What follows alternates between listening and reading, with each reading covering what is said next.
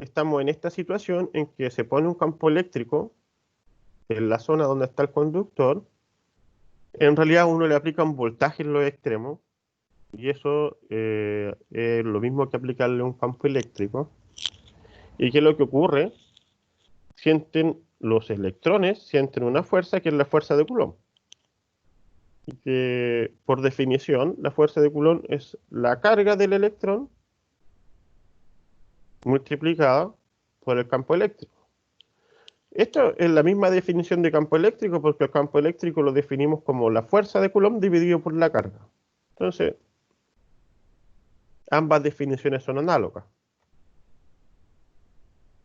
Si uno recuerda del curso anterior de física, la segunda ley de Newton nos dice que la sumatoria de todas las fuerzas que actúan sobre un cuerpo es su masa por su aceleración.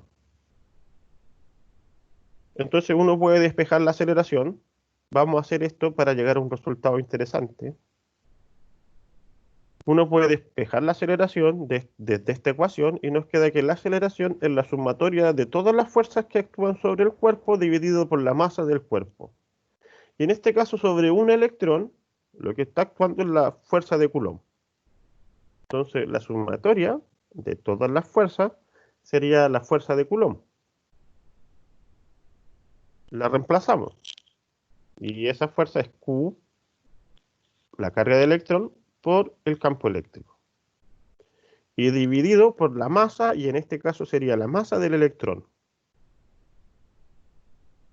Recuerden también de su curso anterior de física, que para un cuerpo que se mueve con aceleración constante, vamos a suponer que este campo eléctrico es constante, fíjense, la velocidad que adquiere el cuerpo tiene que ver con la velocidad inicial más la aceleración partido con el multiplicado por el tiempo. Entonces, la velocidad final de un cuerpo es su velocidad inicial más la aceleración por el tiempo que transcurrió, desde el momento inicial hasta el final. Entonces, vamos a suponer que estos electrones están en promedio en reposo, ya que su desplazamiento neto es cero. Entonces, la definición de velocidad es desplazamiento partido por tiempo. Y recuerden que en el primer caso, cuando no hay campo eléctrico, estos electrones se mueven al azar para todos lados con un desplazamiento neto nulo. Entonces, uno pone este desplazamiento en la fórmula de velocidad que dice que la velocidad es igual al vector desplazamiento partido por el tiempo y nos da cero. Este término se hace cero. También uno puede considerar ya en reemplazar la aceleración que la conocemos. Conocemos como la aceleración, que sería la carga por el campo dividido por la masa del electrón. Entonces, otra cosa, esta velocidad es la misma velocidad que nosotros llamamos velocidad de arrastre. ¿Sí?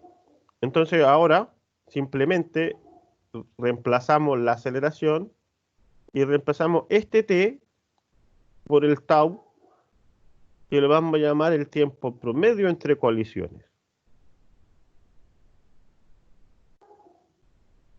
Entonces, suponemos que parte del reposo o pasa un tiempo tau y adquiere esta velocidad. La velocidad de arrastre, que sería la velocidad promedio de los electrones en el conductor. Entonces, ahora vamos a hacer uso de una definición, fíjense, porque vamos a llegar a la ley de Ohm. Entonces, la densidad de corriente se define como la corriente partido por el área del conductor. Entonces, de esta fórmula de la corriente promedio que llegamos nosotros, llegamos a que la densidad de corriente, fíjense, es N, que es la densidad de portadores de carga, multiplicado por la carga del electrón y multiplicado por la velocidad de arrastre. ¿Sí? Entonces, este concepto de la densidad de corrientes, después en los cursos avanzados de electromagnetismo se sigue usando, y bastante. Pero fíjense cómo nos queda. Queda de una forma bastante interesante porque nos queda que la densidad de corriente es el campo eléctrico multiplicado por una constante, ya que N es constante, Q, la carga del electrón también es constante, la masa del electrón también es constante y tau, el tiempo promedio también es constante. Entonces, la multiplicación de N por Q al cuadrado por tau dividido por M se le llama conductividad. Es una propiedad del material que estamos usando como conductor. ¿Sí? Si uno mide la conductividad y tiene tabulado los valores para distintos materiales, uno puede determinar de qué material se trata. Entonces, fíjense cómo nos queda si juntamos todas las constantes que están acá y sacamos el campo eléctrico a la derecha, nos queda que la densidad de corriente es sigma multiplicado por el campo eléctrico. Y esta es la ley de Ohm. Fíjense que sigma es constante y entonces la densidad de corriente es proporcional al campo eléctrico que pusimos nosotros en una instancia, en una región en donde hay un conductor. En la práctica se le pone un voltaje en los extremos del conductor.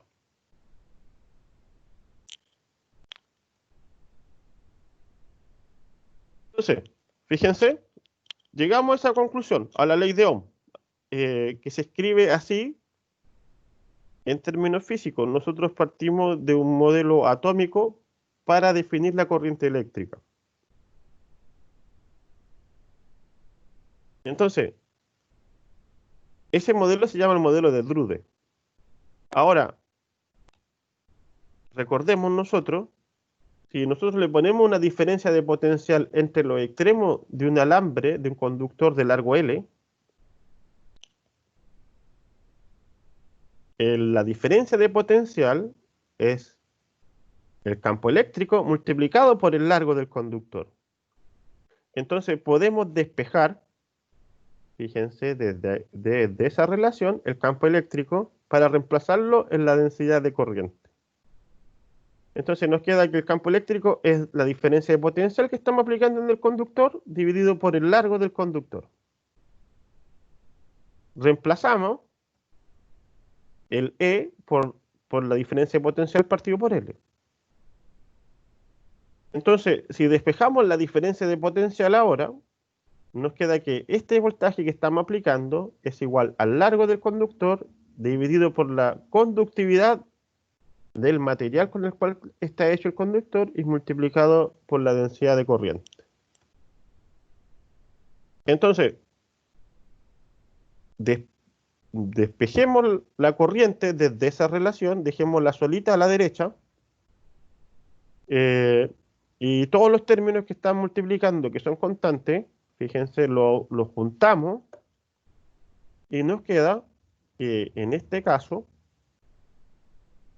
el voltaje es proporcional a la corriente. ¿Sí? Esto es a partir de la ley de Ohm, que está acá al centro, que dice que la densidad de corriente es igual a la conductividad por el campo eléctrico. Partimos de ahí y llegamos a que la diferencia de potencial que estamos aplicando es proporcional a la corriente que pasa por el conductor. ¿Y cuál es la constante de proporcionalidad en este caso?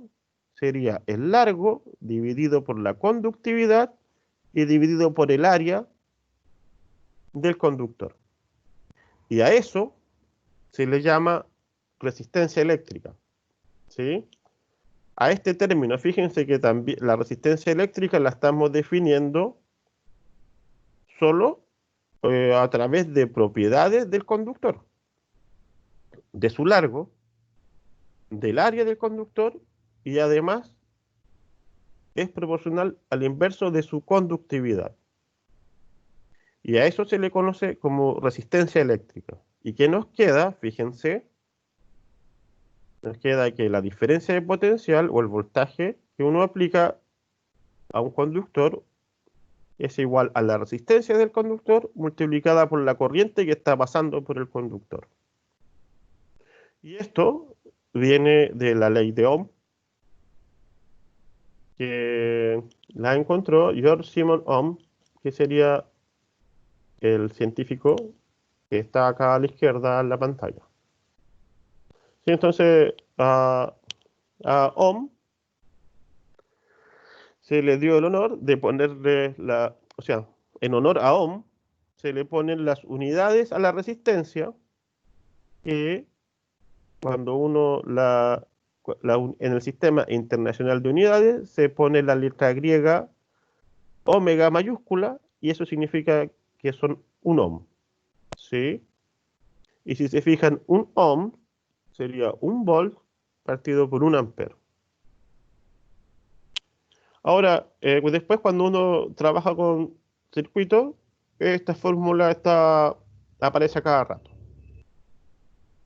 ¿Sí? Si uno conoce la resistencia y conoce el voltaje, sabe qué corriente hay por la resistencia.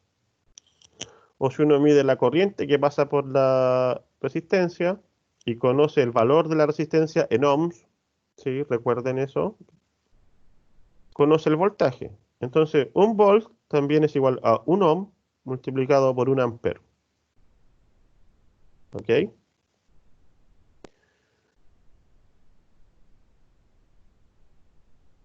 Entonces, también se puede definir el inverso de la conductividad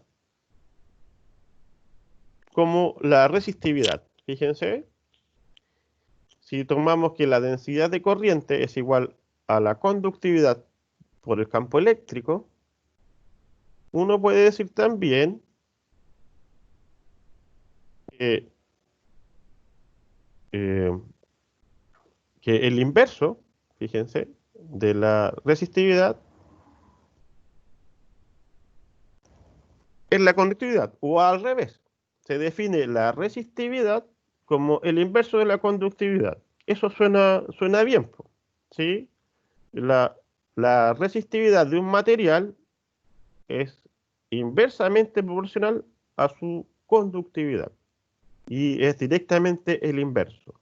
Entonces, ¿qué es lo que ocurre acá? El mismo número que habíamos encontrado nosotros para la conductividad en términos de las propiedades atómicas del material sería, si uno lo invierte, sería la resistividad. Entonces, como estamos hablando de resistencia eléctrica ahora, conviene asociar también la resistividad a la densidad de corriente. Una cosa importante es lo que sale acá a la izquierda de la pantalla, que ustedes pueden ver, que ahora comenzamos a pensar que también pueden ser cargas positivas las que están moviéndose, como ocurre en una batería de teléfono o de computador o una batería de litio. Lo que ocurre es que son iones positivos de litio los que se están moviendo. Entonces, eh, antes de eso, porque hace mucho tiempo que ya se dijo, se definió por convención, que la corriente eléctrica se le asigna a la dirección de las cargas positivas. Pero no es obvio esto, ¿sí? Porque uno siempre piensa, cuando piensa en corriente eléctrica, piensa en electrones. Entonces, no es obvio y hay que recordarlo. Hay que recordarlo porque es una convención, ¿sí? La dirección de las cargas positivas es la dirección de la corriente eléctrica positiva, ¿sí? Si hay una corriente eléctrica que se mueve en la dirección contraria, va con signo menos. Es solo una convención. Y fíjense que también uno puede definir corriente instantánea como la primera derivada respecto del tiempo de la carga eléctrica.